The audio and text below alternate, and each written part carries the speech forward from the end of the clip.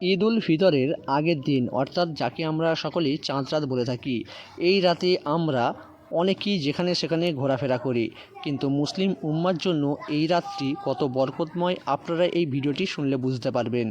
এই রাতের একটি বিশেষ নামাজ আছে যেটি আপনি পড়তে পারলে আপনার জীবনের সমস্ত চাওয়া পাওয়া পূরণ হতে পারে, তাই ভিডিওটি শেষ পর্যন্ত দেখুন। মুসলিম উম্মার জন্য এই রাতটি খুবই বরকতময় একটি রাত।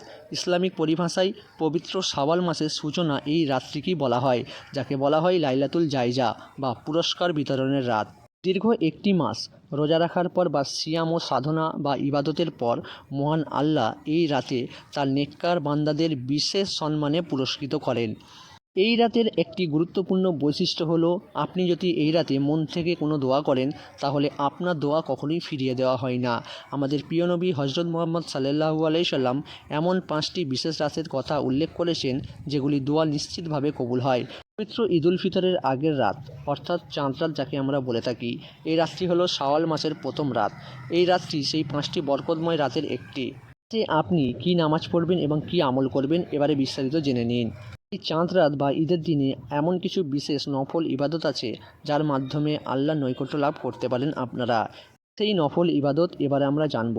একটি বিশেষ আমলের কথা বলা হয়েছে এখানে, যা নিয়মিত মেনে চললে ইনশাআল্লাহ আপনার জীবনের সমস্ত জায়েজ বা বৈধ চাওয়া পূরণ হতে পারে। কীভাবে নামাজ পড়বেন? ঈদের আগের রাত বা চাঁদ রাত অথবা ঈদের দিন এই নামাজের মোট রাকাত সংখ্যা হচ্ছে 8 রাকাত নফল নামাজ। পড়ার নিয়ম, প্রতি রাকাতে সূরা ফাতিহা পাঠ করার পর 25 বার সূরা ইখলাস কুল হু আল্লাহু আহাদ পড়তে হবে। 8 রাকাত নফল নামাজটি শেষ করার পর ওই স্থানে বসেই 70 বার তৃতীয় কলেমা বা কলেমা তামজিদ পড়তে হবে। কলেমাটি হলো সুবহানাল্লাহি আলহামদুলিল্লাহি ওয়ালা ইলাহা ইল্লাল্লাহু আল্লাহু আকবার ওয়ালা হাওলা ওয়ালা কুওয়াতা ইল্লা বিল্লাহিল আলিয়্যিল আযীম। এটি 70 বার পড়ার পর ইস্তেগফার, তৃতীয় কলেমা পড়ার পর নিজের যাবতীয় ভুলের জন্য আল্লাহর কাছে বেশি বেশি করে ইস্তেগফার পাঠ করবেন, ক্ষমা চাইবেন।